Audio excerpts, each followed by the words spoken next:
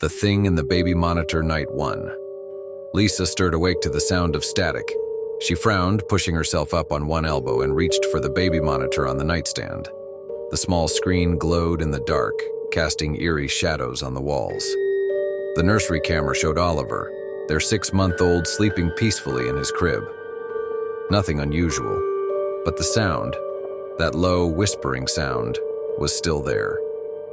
At first, she thought it was just the monitor picking up interference, but as she turned up the volume, her skin prickled. It wasn't random static. It was a voice, a low, raspy whisper just beneath the hum of white noise. She couldn't make out the words, but it sounded deliberate. Lisa nudged her husband, heart pounding. "Mark, wake up!" Mark groaned, rubbing his eyes. "What's wrong?" She turned the monitor toward him. "Listen." He frowned, taking it from her. At first, he looked unimpressed, but then his face darkened. "Who the hell is that?" Lisa swallowed hard. "I thought it was interference, but it sounds like..." Mark shot up, reaching for his phone. He pulled up the baby monitor app and switched to the camera feed. The nursery appeared on screen. The crib, the rocking chair, the toy chest. Everything looked normal. Then something moved. A shadow, darker than the rest of the room, shifted beside the crib. Mark squinted. "What the..." The shadow grew taller. It stretched unnaturally, taking shape. Lisa clamped a hand over her mouth. There was someone standing over Oliver's crib.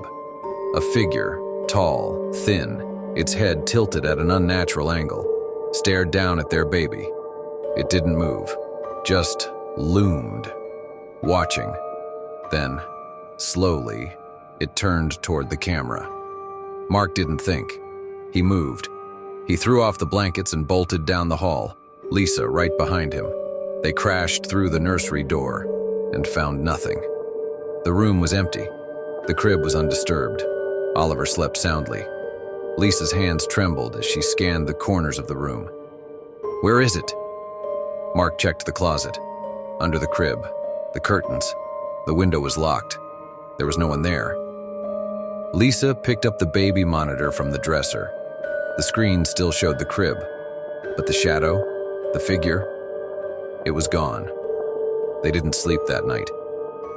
Night 2. Mark spent the day installing a second baby monitor, one with motion detection and infrared recording. "If something's in that room," he told Lisa, "I want proof." Lisa, still shaken, barely spoke. She just kept glancing at Oliver, as if afraid to look away for too long. That night, they left both monitors running. For hours, nothing happened. Then, at 2:37 a.m., Mark's phone buzzed. Motion detected in the nursery.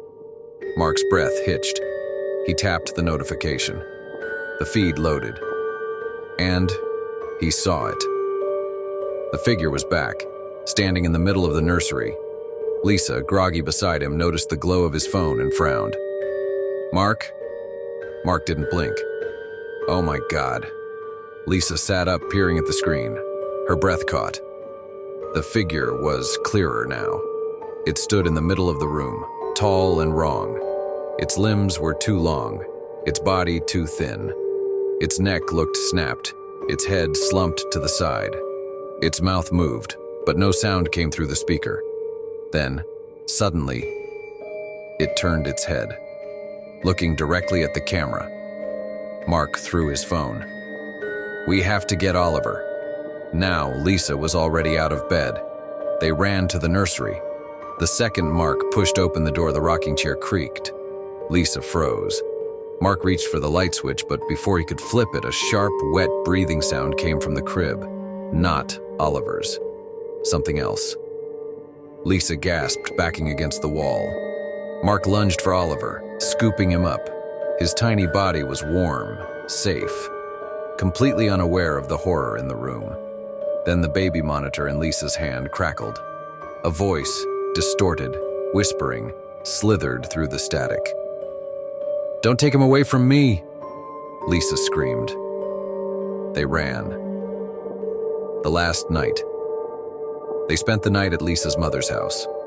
Mark checked the cameras from his phone every few minutes, heart hammering.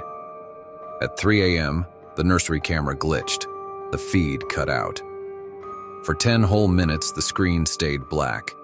Then, suddenly, it came back on. Lisa, peering over his shoulder, choked back a sob. The crib was empty. The room was wrong. The rocking chair was moving. The closet door was wide open and the camera had shifted. It was no longer facing the crib.